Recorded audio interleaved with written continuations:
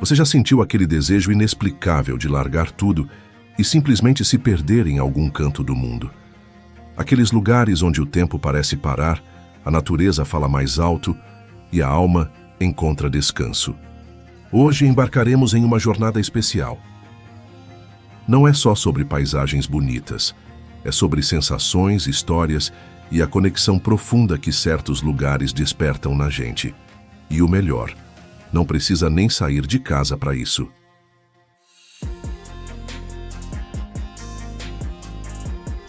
Salto Ángel. No coração da selva venezuelana, onde a neblina dança sobre copas infinitas e o tempo parece repousar em silêncio, existe um colosso líquido que desafia o céu e a lógica da natureza. Um véu de água que despenca por quase 1 quilômetro com fúria e leveza, como se o próprio planeta estivesse chorando pelas nuvens. Este é o Salto Ángel, a cachoeira mais alta do mundo, majestosa, inacessível, mítica.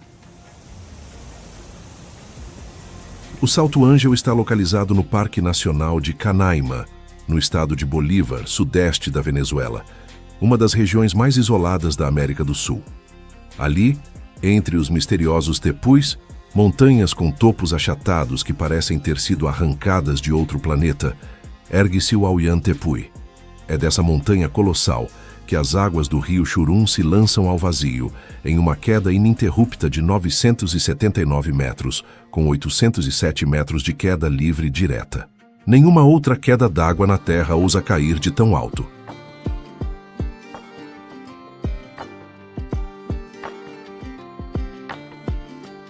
Por milênios, esse lugar permaneceu invisível ao mundo exterior.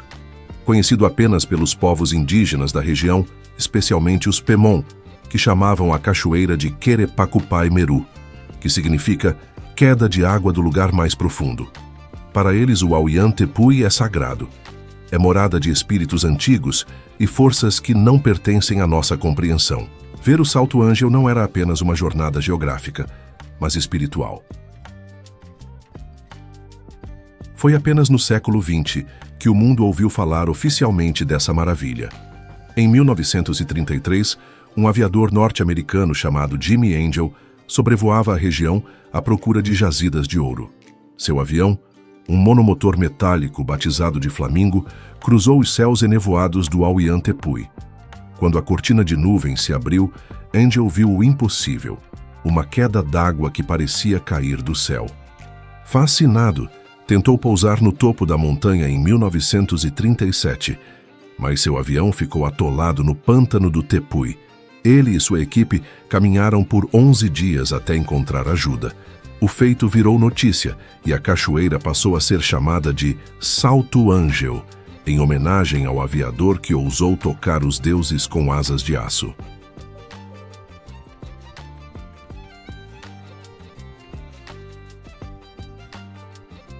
Castelo de Edimburgo.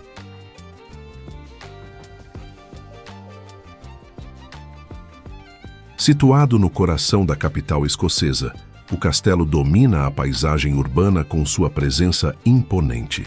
Edificado sobre a rocha de Castle Rock, um antigo núcleo vulcânico extinto há cerca de 350 milhões de anos, ele se ergue a mais de 130 metros acima do nível do mar. De lá, vigia a cidade como se fosse um velho guardião de olhos eternos, sempre atento aos que chegam, aos que partem e aos que ousam esquecer sua história. A ocupação humana neste local remonta a pelo menos 900 a.C., durante a Idade do Bronze. Mas foi no século XI que as primeiras estruturas reais começaram a surgir sobre as rochas, sob o reinado de Malcolm III e de sua esposa, a rainha Margarida da Escócia. Desde então, o castelo nunca mais deixou de ser palco central da história escocesa, como fortaleza, residência real, prisão, arsenal, símbolo. Ao longo dos séculos, o castelo de Edimburgo foi sitiado, bombardeado, tomado e retomado mais vezes do que qualquer outro castelo no Reino Unido. Estima-se que ele tenha sido atacado pelo menos 26 vezes. Cada pedra, cada corredor, cada torre carrega a memória de guerras travadas, de traições sussurradas à meia-noite e de pactos selados com sangue. Ele não é um simples monumento, é um sobrevivente.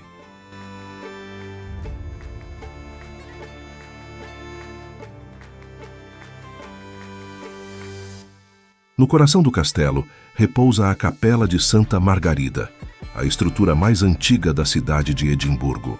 Pequena, quase modesta, essa capela românica do século XII foi erguida por Davi I em homenagem à sua mãe, a rainha canonizada.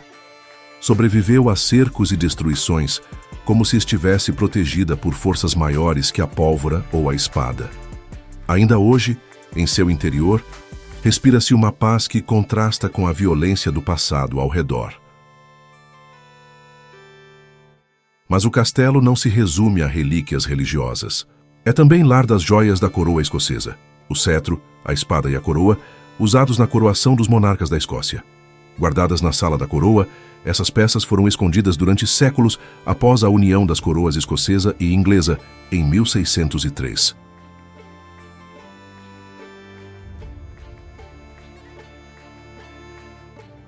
Myanmar.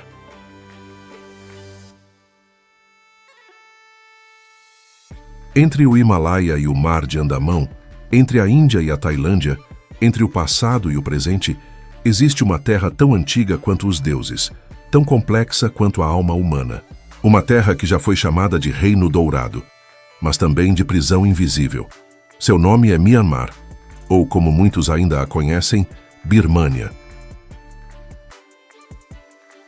Myanmar é um país onde os opostos convivem em silêncio. Palácios reais e campos de refugiados, templos budistas e quartéis militares, danças folclóricas e censura. Tudo isso envolto por uma geografia de tirar o fôlego. Montanhas cobertas por névoa, florestas tropicais, rios que cruzam o tempo e milhares de pagodes dourados que refletem o sol poente. Localizado no Sudeste Asiático, com mais de 53 milhões de habitantes, Myanmar é uma terra de diversidade étnica, cultural e religiosa. Mais de 135 grupos étnicos oficialmente reconhecidos compõem um mosaico humano que parece ter sido pintado com pincéis de séculos. Birmaneses, Shan, Karen, Rakhine, Shin-Kachin, cada grupo com sua própria língua, tradições e maneira de existir no mundo.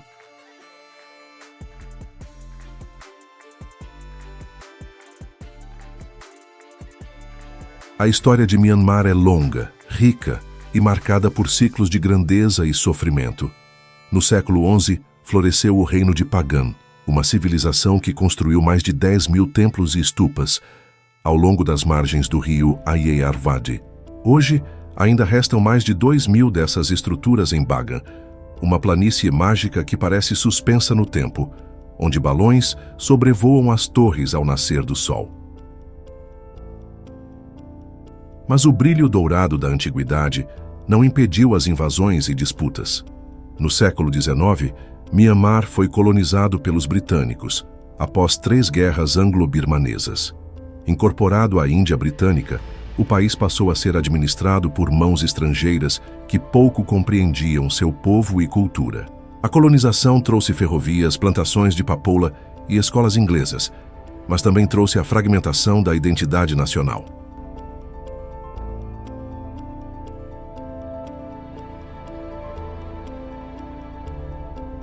Antelope Canyon.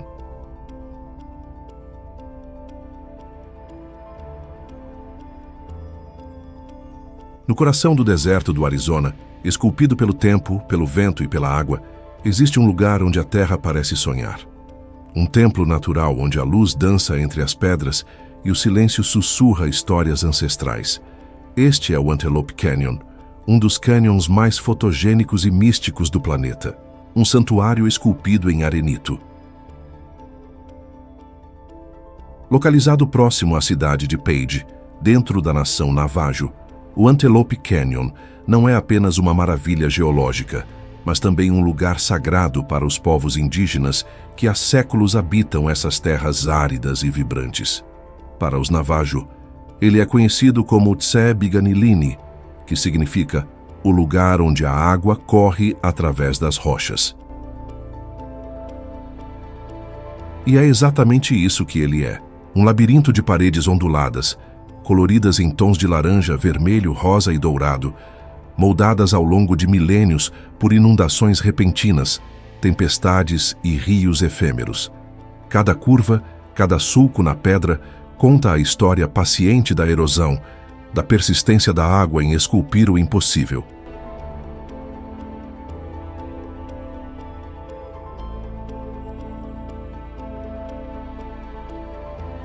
O Antelope Canyon é dividido em duas seções principais: o Upper Antelope Canyon, chamado pelos Navajo de The Crack, e o Lower Antelope Canyon, conhecido como The Corkscrew. Ambos oferecem experiências visuais intensas, mas distintas. O Upper, mais famoso, possui corredores mais largos e acessíveis, enquanto o Lower exige mais agilidade, com escadas e passagens estreitas, quase subterrâneas.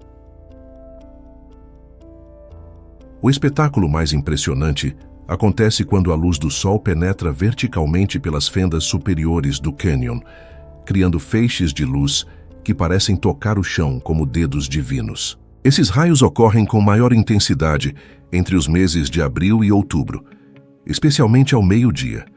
Fotógrafos de todo o mundo aguardam por horas para capturar esse momento mágico. Mas por trás da beleza poética, existe também a brutalidade da natureza. O Antelope Canyon foi formado por enchentes relâmpago, flash floods, que mesmo hoje continuam a esculpir suas paredes.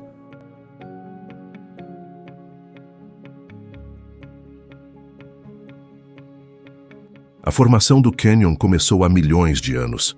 O arenito Navajo, que constitui suas paredes, é uma rocha sedimentar formada por depósitos de areia acumulados em antigas dunas desérticas. Com o tempo, esses depósitos foram compactados e cimentados por minerais. A erosão, então, entrou em cena, como um escultor paciente, desenhando formas que lembram ondas, rostos, chamas e animais.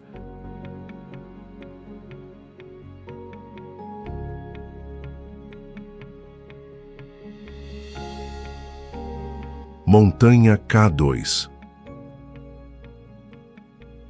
Entre os picos gelados do Karakoram, onde o céu parece distante até para as águias, ergue-se um colosso de pedra e gelo. Uma montanha que intimida até mesmo os mais experientes alpinistas, que exige respeito absoluto, onde cada passo é um pacto com a vida, e muitas vezes com a morte. Esta é a K2, a segunda montanha mais alta do planeta, e talvez a mais temida. Com seus imponentes 8.611 metros de altura, a K2 está localizada na fronteira entre o Paquistão e a China, numa das regiões mais remotas e inóspitas do planeta. Faz parte da Cordilheira do Karakoram, um prolongamento do Himalaia, mas com personalidade própria, mais áspera, mais selvagem, mais vertical. Seu nome oficial é apenas uma letra e um número, K2. O K refere-se ao Karakoram, e o 2 indica que foi o segundo pico da cordilheira a ser mapeado pela expedição do Royal Engineers, liderada por Thomas Montgomery em 1856. Ao contrário de outras montanhas que carregam nomes religiosos ou históricos, a K2 manteve a frieza do seu código topográfico, o que, de certa forma, reforça sua aura de mistério e impessoalidade.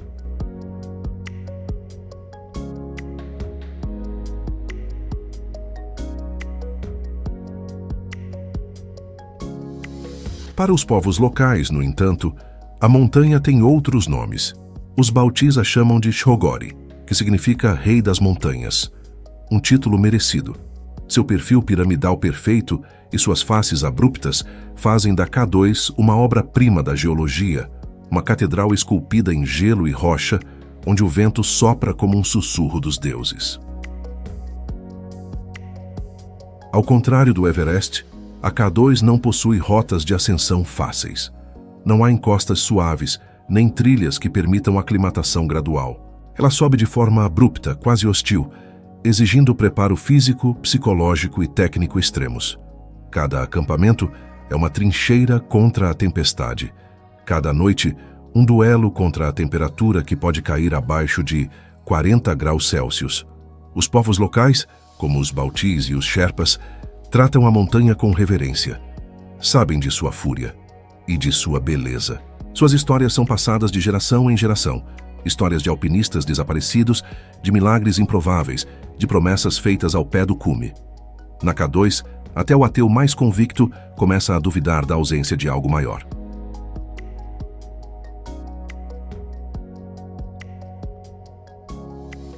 Teotihuacan.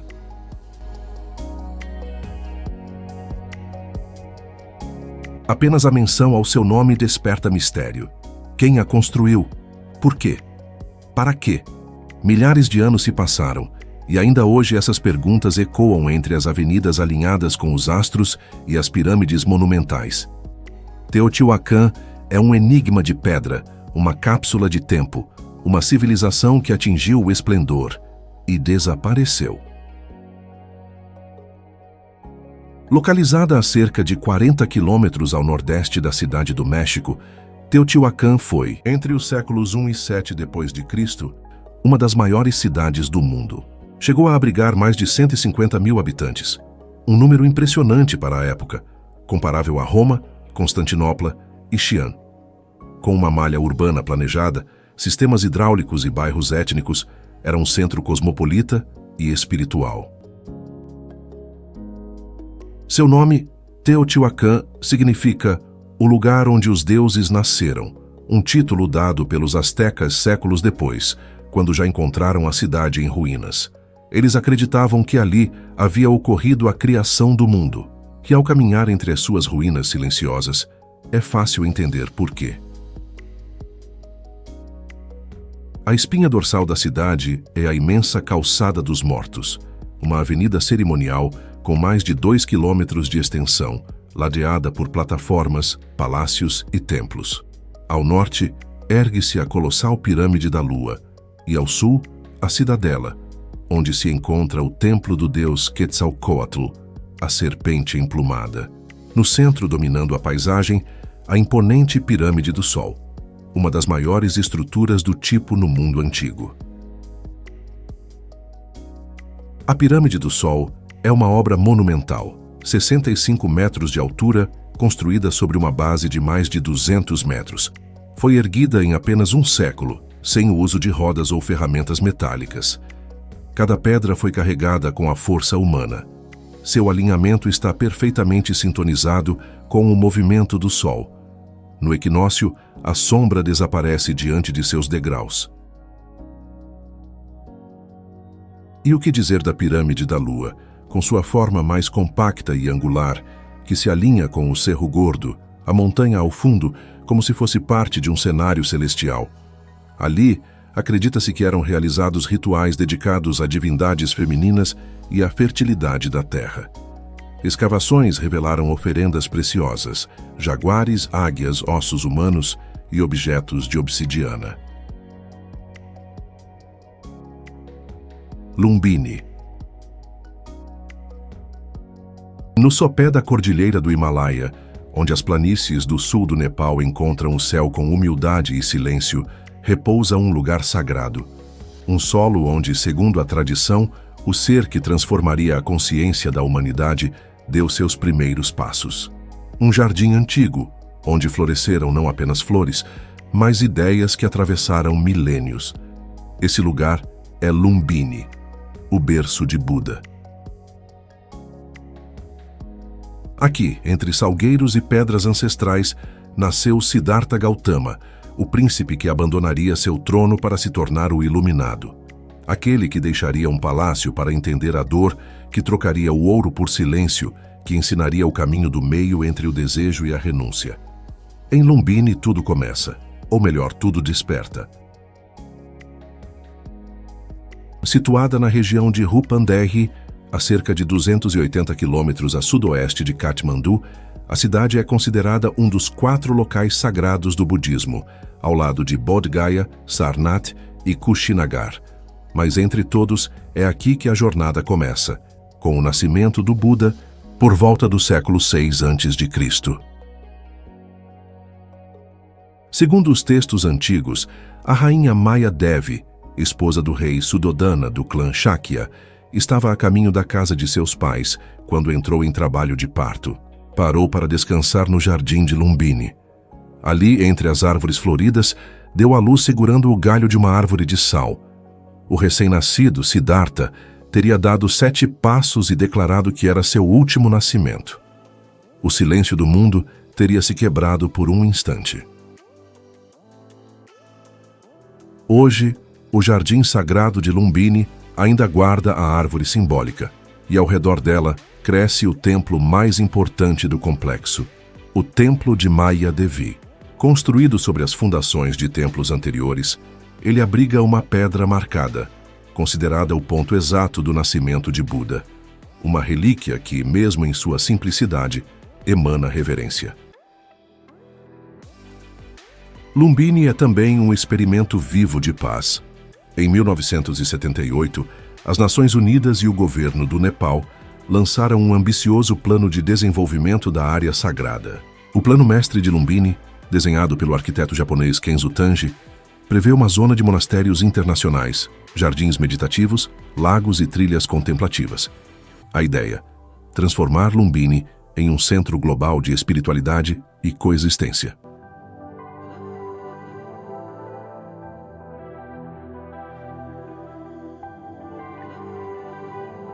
Budapeste.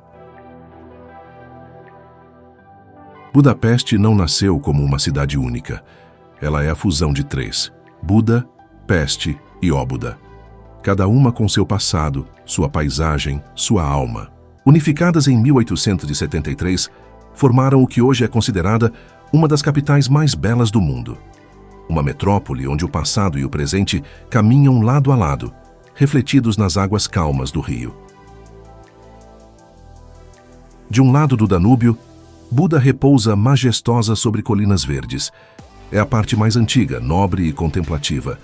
Do outro, Peste vibra com a energia de cafés, mercados e avenidas largas, plana, dinâmica, cosmopolita. Entre elas, pontes que não apenas ligam margens, mas atravessam tempos, conectam histórias.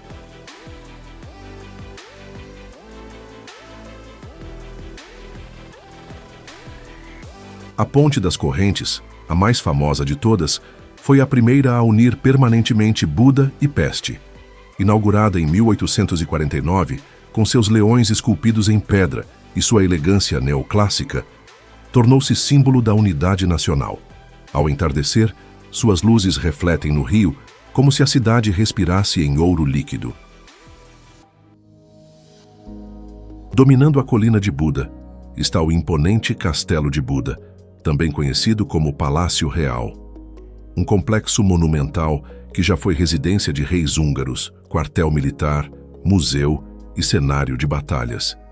Suas muralhas carregam memórias de invasões otomanas, guerras mundiais e revoluções.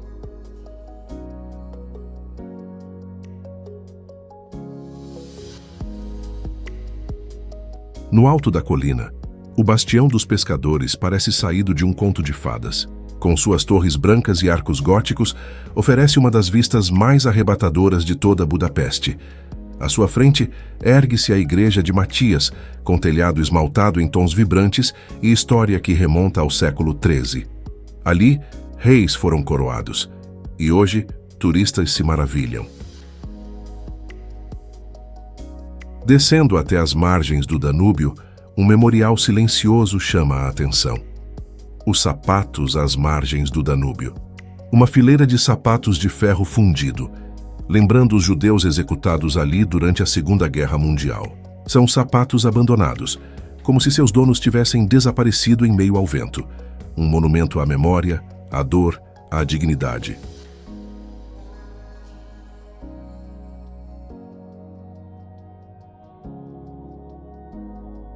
Arena de Verona.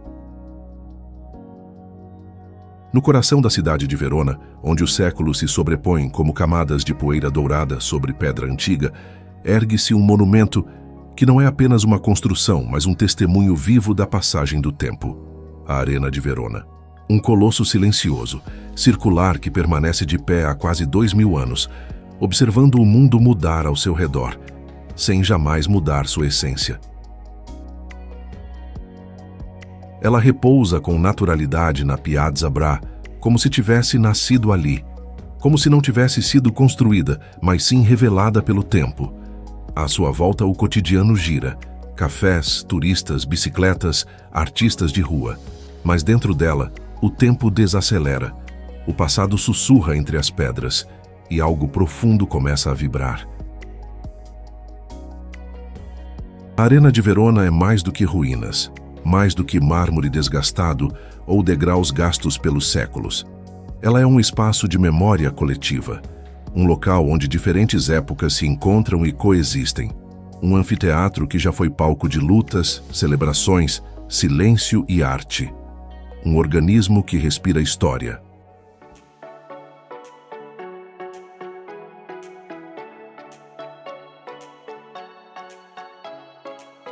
Ela testemunhou impérios que surgiram e caíram, povos que vieram e partiram, governos que se alternaram, e mesmo assim, ela permaneceu, não intacta, mas viva, ferida pelo tempo, marcada por terremotos, guerras e restaurações, e ainda assim firme, como se dissesse ao mundo: estou aqui e ainda tenho algo a oferecer.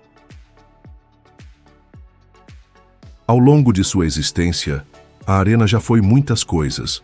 Foi lugar de espetáculo, sim, mas também de encontro, de culto, de política, de resistência. Por séculos, sua função mudou, mas sua presença permaneceu constante. Um espaço que se adapta, mas não se apaga.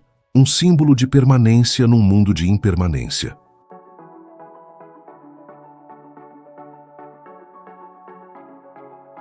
O que impressiona na Arena de Verona não é apenas sua forma, mas sua função atemporal. Ela foi feita para reunir pessoas, para conectá-las através do espetáculo, da emoção, da comunhão coletiva. E isso ela continua fazendo até hoje. Seja com óperas grandiosas, seja com o simples som de passos sobre a pedra antiga.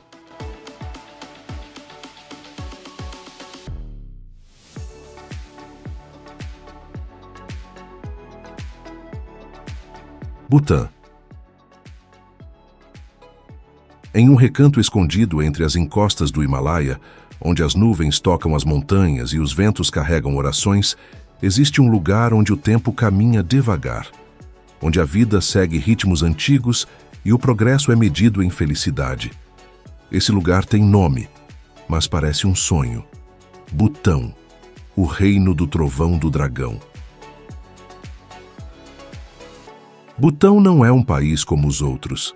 É uma ideia em forma de nação, um espaço geográfico onde as montanhas são mais do que paisagem, são presença, onde os vales não dividem terras, mas conectam histórias, onde o mundo moderno é recebido com cautela, quase com reverência, como quem protege um segredo sagrado. Aqui, a natureza não é cenário, é companheira. As florestas cobrem a maior parte do território. Os rios serpenteiam entre aldeias como se desenhassem caminhos de sabedoria. E os animais, selvagens ou domésticos, coexistem com as pessoas em uma espécie de pacto silencioso de respeito mútuo. O céu, sempre presente, parece observar tudo com olhos serenos. Butão é um reino onde a espiritualidade está entranhada na vida cotidiana. Não é algo reservado ao templo, mas algo que respira nos gestos, nos costumes, nos olhares. As bandeiras de oração tremulam ao vento como vozes invisíveis. Os mosteiros esculpidos nas montanhas são faróis de introspecção. E a compaixão é cultivada como se fosse uma flor nacional.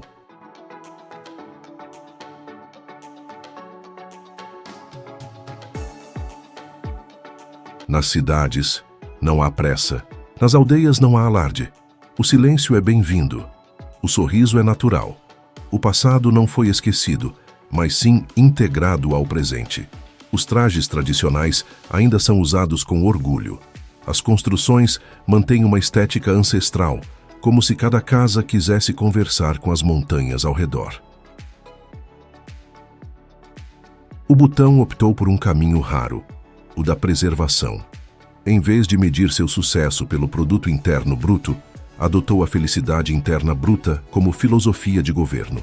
Uma métrica que valoriza o equilíbrio, a harmonia, o bem-estar, não apenas o crescimento econômico. É uma escolha radical num mundo obcecado por progresso.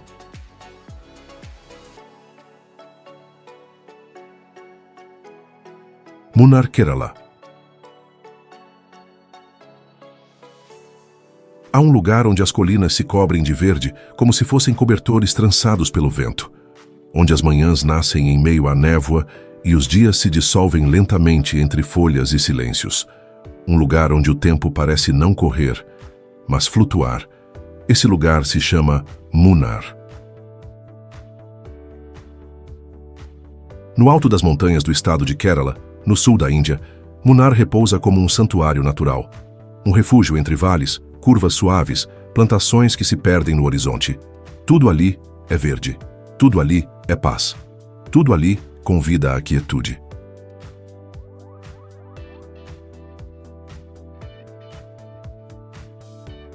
Não é um lugar de monumentos, nem de multidões.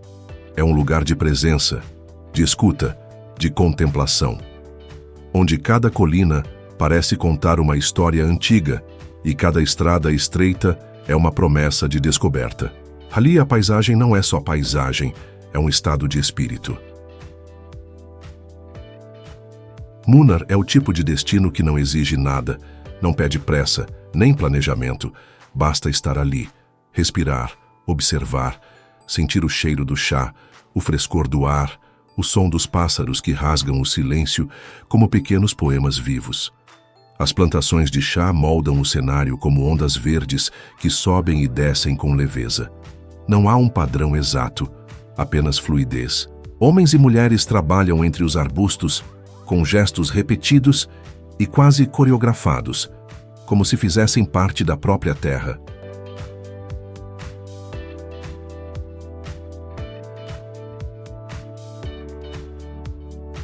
E entre uma curva e outra, surgem casinhas, pequenos vilarejos, sorrisos simples. Há uma sensação de intimidade em Munnar, como se o visitante fosse mais que um estrangeiro, fosse um hóspede da própria natureza, um observador bem-vindo. As estradas são estreitas, sinuosas, mas belas. Conduzem não apenas a pontos turísticos, mas a experiências. Cada trajeto é uma paisagem em movimento. Cada parada é uma oportunidade de ver o mundo de outro ângulo. E sempre, sempre há neblina, como véus sutis que tornam tudo mais misterioso.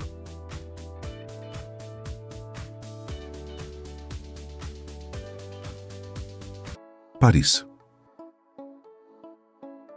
Há cidades que se visitam, outras que se percorrem. E há aquelas que se vivem como um estado de espírito. Paris não é apenas uma cidade no mapa. É uma ideia, um gesto, um sussurro de beleza no cotidiano. Um lugar onde o tempo caminha diferente, como se cada esquina soubesse de algo que os outros lugares ainda não descobriram.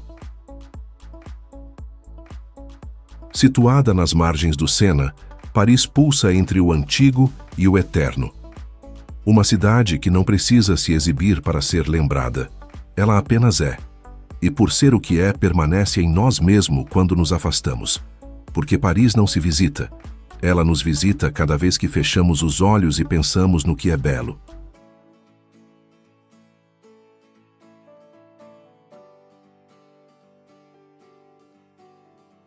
O charme de Paris não se explica. Ele se sente. Está nas luzes que acendem antes mesmo que a noite caia. Nos cafés onde as conversas parecem parte da decoração. Nas varandas com flores que resistem ao tempo. Na forma como os parisienses caminham. Não com pressa, mas com intenção. Paris é feita de contrastes suaves, entre o monumental e o íntimo, entre o grito da revolução e o silêncio de um livro lido à beira do rio. Ela é cidade e poema, palco e bastidor, e tudo nela convida ao olhar atento, ao detalhe, ao instante que se alonga, só porque ali o tempo também aprecia a estética.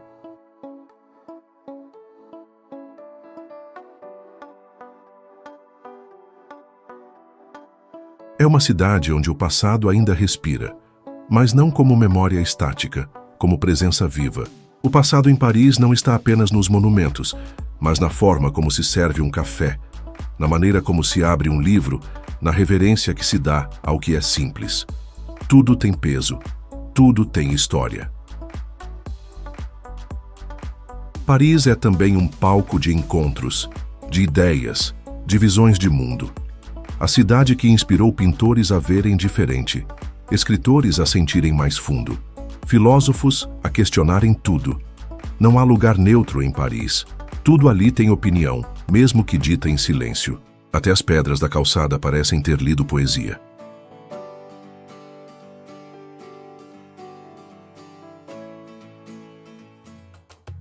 Pirâmides de Gizé. Ali, na beira do deserto egípcio, entre o silêncio e o vento, erguem-se as pirâmides.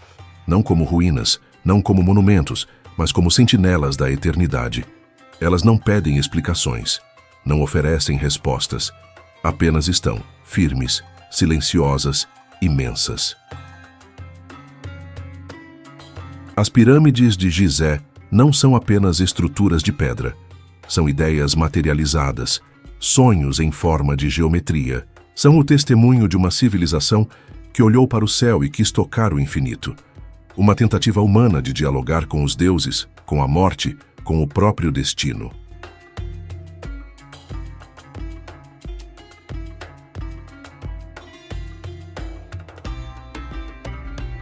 A paisagem é simples e absoluta. Areia, céu, rocha. E no meio essas formas perfeitas, inabaláveis, cortando o horizonte como sinais de outra era. Estar ali não é apenas ver, é sentir. É perceber a dimensão do que é grandioso sem ser agressivo, do que é eterno sem ser distante. Elas não gritam, elas não brilham, elas não se impõem, e ainda assim tudo ao redor parece girar em torno delas. Como se o mundo moderno ainda soubesse, no fundo, que há algo ali que permanece maior, mais denso, mais verdadeiro.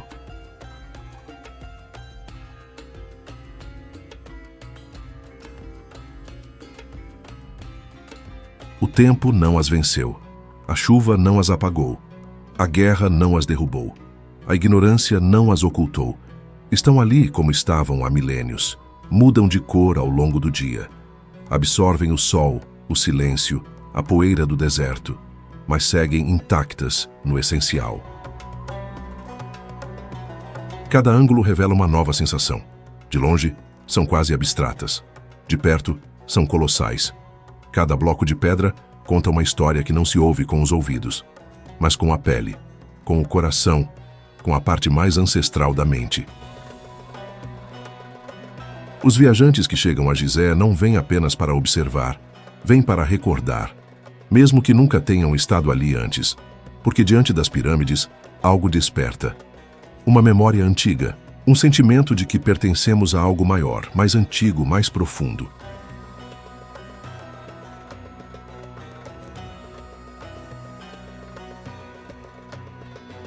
A pirâmide maior, erguida em nome de um rei, ultrapassou todos os reinos. A menor, que deveria ser discreta, ainda impõe reverência. E entre elas, o olhar da esfinge, enigmático, imóvel, eterno. Como se soubesse tudo, mas nada dissesse. Santorini. Santorini não se oferece de imediato. Ela se revela aos poucos. Primeiro, no contraste entre o azul profundo do mar e o branco das casas. Depois, nas escadas que sobem e descem como caminhos internos.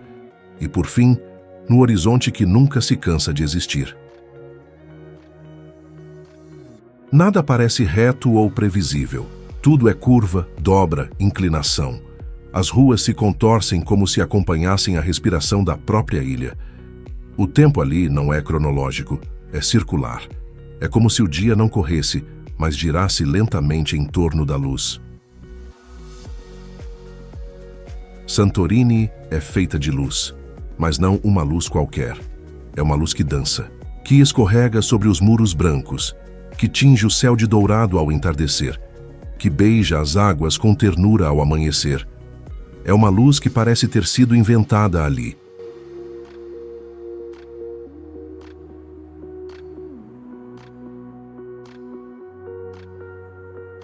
O vento também é parte da paisagem. Ele atravessa a ilha como uma canção sem letra. Entra pelas janelas, agita as flores, murmura nas ruas estreitas. É o vento que leva embora o ruído do mundo e traz consigo um tipo de quietude que não se encontra em outros lugares. As casas brancas não são apenas arquitetura, são silêncio sólido, são molduras para o céu. Cada parede, cada curva, cada cúpula azul é uma forma de dizer: aqui o tempo repousa. Há uma dignidade nos espaços, uma estética que não é exibida, é vivida.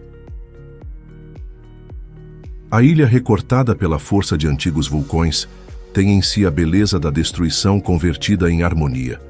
O vazio da caldeira não é ausência, é presença.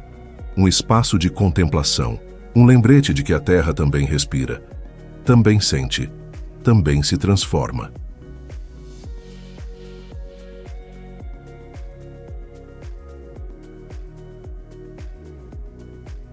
E entre esses abismos e encostas estão os olhos dos que ali vivem.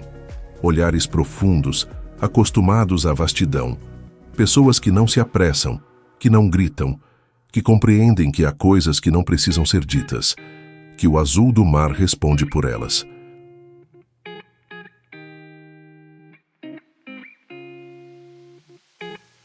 Fiordes, Noruega. É difícil descrever o que acontece ao entrar em um fiorde, talvez porque não se entre apenas em uma paisagem, mas em um estado de espírito.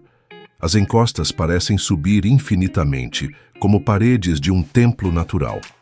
O céu, por sua vez, parece mais próximo, mais leve, como se respeitasse o que ali existe. A luz nos fiordes tem outra textura. Ela muda constantemente, acompanhando o ritmo do vento e das nuvens. Em alguns momentos, tudo é azul profundo. Em outros, cinza suave. Às vezes dourado. Às vezes, nenhum nome basta. A luz ali não ilumina, ela revela.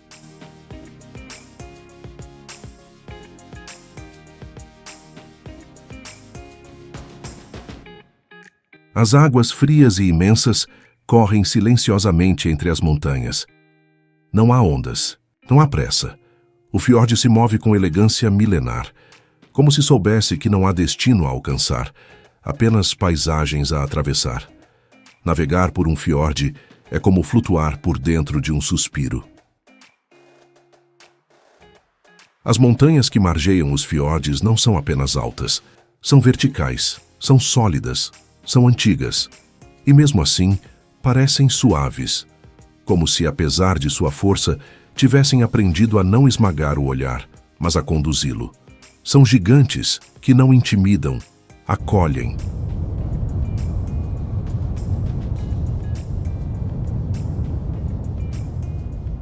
Não há ruído, apenas o som da água tocando à margem, o som distante de uma cachoeira, o canto de um pássaro solitário, o eco de um barco que passa e o próprio silêncio. Um silêncio que não é ausência, mas plenitude. Um silêncio que convida à escuta do que está dentro.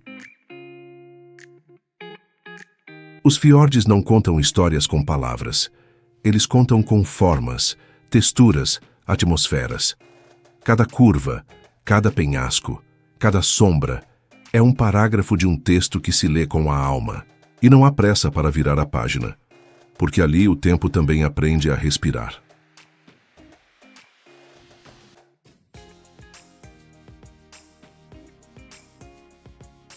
Ao caminhar pelas bordas dos fiordes, sente-se o corpo em sintonia com a terra. O chão é úmido, o vento é frio, as pedras são firmes, a vegetação é baixa, mas resistente. Nada é exagerado, tudo é essencial. É como se o excesso tivesse sido banido para que a essência pudesse florescer.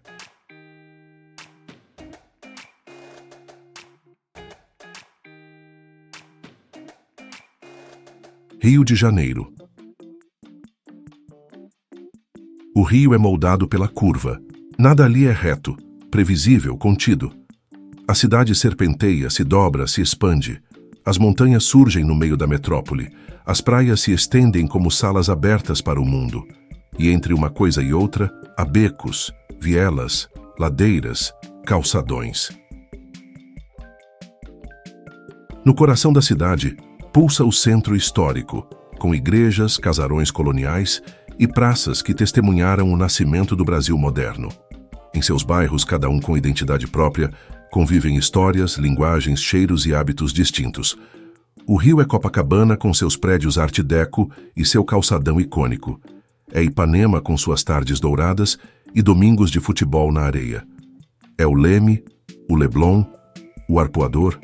É o som da água, o barulho da cidade, o riso vindo de um quiosque.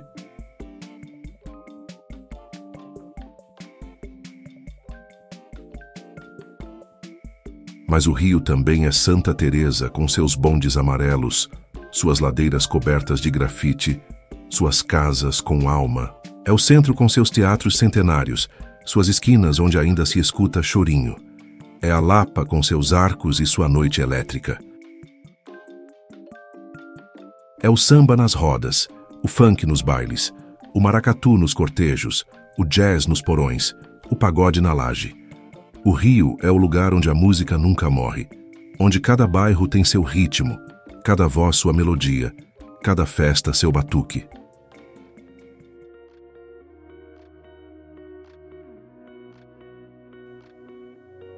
A cidade é um palco permanente. Tudo nela é espetáculo. O pôr do sol visto do Arpoador, o nascer do dia no alto da Pedra Bonita, a vista do Pão de Açúcar, o abraço silencioso do Cristo Redentor no topo do Corcovado. Mas além da beleza, o Rio tem alma, tem povo. E esse povo é a verdadeira paisagem da cidade. Gente que acorda cedo, que luta, que resiste, que dança apesar da dor, que sorri mesmo sob o peso do calor, da crise, da falta. A favela, tão presente na geografia carioca, não é um lugar de invisibilidade, mas de potência. Ali se canta, se pinta, se cria. Ali nascem movimentos, ideias, expressões. A cidade alta observa, mas é da cidade baixa que vem o pulso criativo.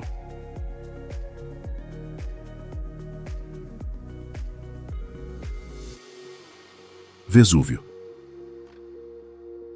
No sul da Itália, à sombra da ensolarada baía de Nápoles, ergue-se uma montanha que parece dormir, silenciosa, quase serena. Mas dentro dela pulsa um coração de fogo, o Vesúvio, um dos vulcões mais lendários, temidos e estudados do planeta. Um gigante adormecido cuja fúria moldou histórias, cidades e destinos. Ao longo dos séculos, o nome Vesúvio se tornou sinônimo de destruição e maravilha, uma força natural que define a linha tênue entre criação e ruína, um símbolo de poder implacável e, ao mesmo tempo, uma lembrança viva da fragilidade humana diante da natureza.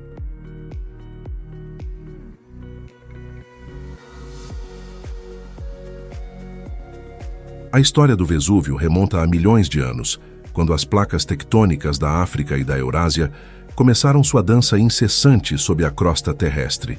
A subducção de uma placa sob a outra formou uma cadeia de vulcões ativos ao longo do sul europeu. O Vesúvio nasceu desse encontro colérico e profundo, parte do arco vulcânico da Campânia. Sua geologia é complexa.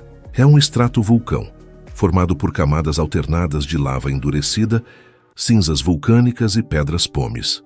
Seu cone atual repousa dentro de uma antiga caldeira, resultado de uma erupção anterior e colossal. Essa estrutura dupla dá ao Vesúvio uma aparência característica, uma cratera recortada, como se a própria Terra tivesse sido dilacerada por dentro.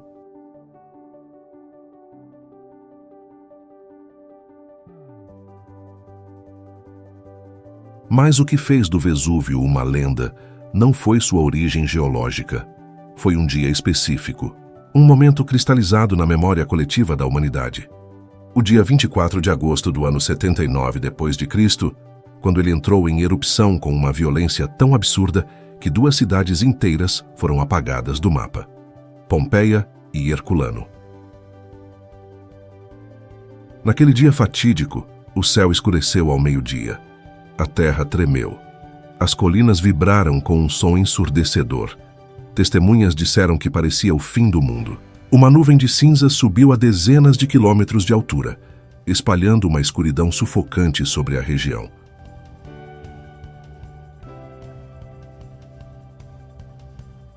Pompeia foi atingida por uma chuva de cinzas e pedras pomes.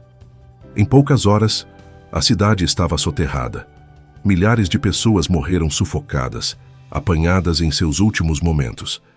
Seus corpos, preservados por séculos, contam hoje uma história muda, esculpida na dor da surpresa e do medo.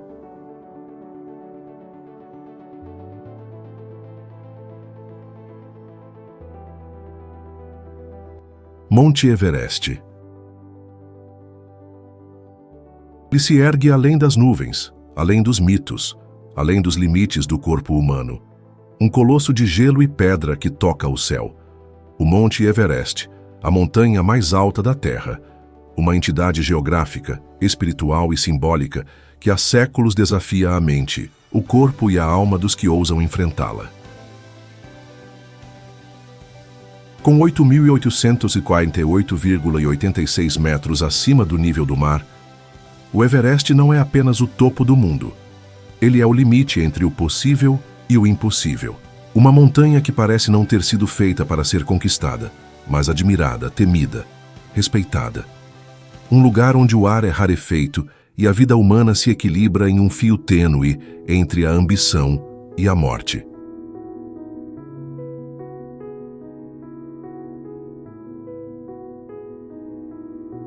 Seu nome ocidental foi dado em homenagem ao topógrafo britânico Sir George Everest, ainda no século XIX. Mas muito antes dos europeus descobrirem a sua existência, ele já era sagrado. Para os nepaleses, é Sagarmatha, a testa do céu. Para os tibetanos, Chomolungma, a deusa mãe do mundo. E há algo de divino ali, de fato. Algo que ultrapassa a razão. Os ventos cortantes, as tempestades de neve, as encostas traiçoeiras, tudo no Everest parece proteger um segredo, como se a montanha não quisesse ser tocada. Como se dissesse, apenas os dignos chegarão aqui, e nem todos voltarão.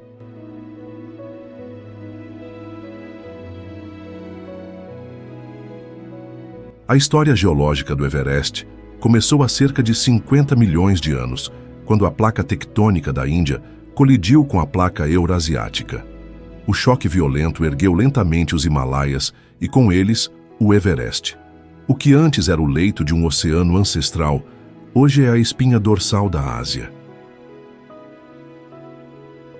Por isso, ainda hoje, no topo do Everest, é possível encontrar fósseis marinhos incrustados nas rochas. Provas de que um dia, aquele lugar que agora toca o céu esteve submerso nas profundezas do oceano. Uma lembrança de que a Terra está sempre em movimento e nada, nem mesmo as montanhas mais altas, é eterno.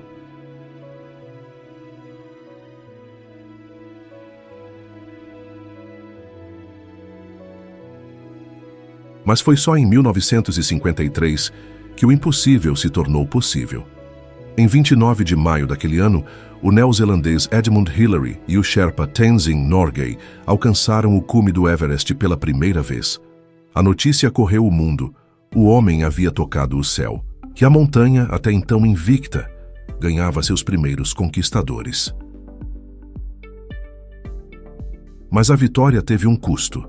Enfrentaram temperaturas abaixo de menos 40 graus Celsius, ventos uivantes, avalanches imprevisíveis e o ar rarefeito da chamada Zona da Morte, a partir dos 8.000 metros, onde o corpo humano começa a morrer lentamente por falta de oxigênio. Cada passo era um ato de resistência, cada respiração uma batalha.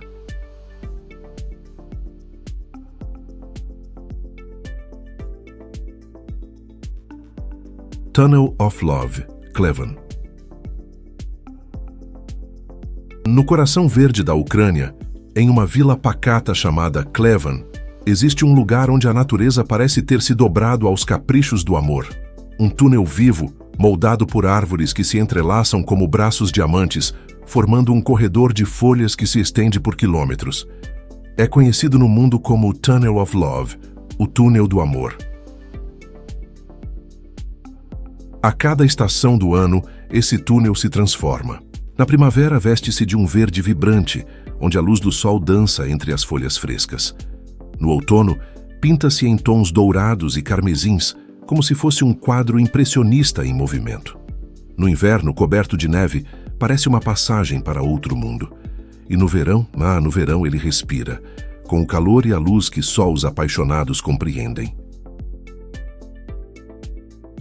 Mas por trás dessa beleza hipnótica, há história. O túnel surgiu não por planejamento romântico, mas por necessidade industrial. Uma linha de trem particular, construída durante a era soviética, servia a uma fábrica de madeira na região.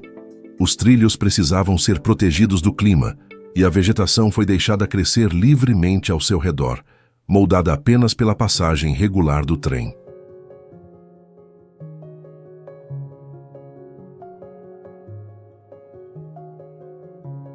Com o tempo, a própria locomotiva passou a esculpir a floresta. A cada viagem, as árvores se dobravam, se ajustavam, como se respeitassem o ritmo do ferro. O resultado foi um corredor natural de perfeição quase geométrica, mas de origem acidental, uma arquitetura orgânica, sem mãos humanas, guiada apenas pela repetição e pelo acaso.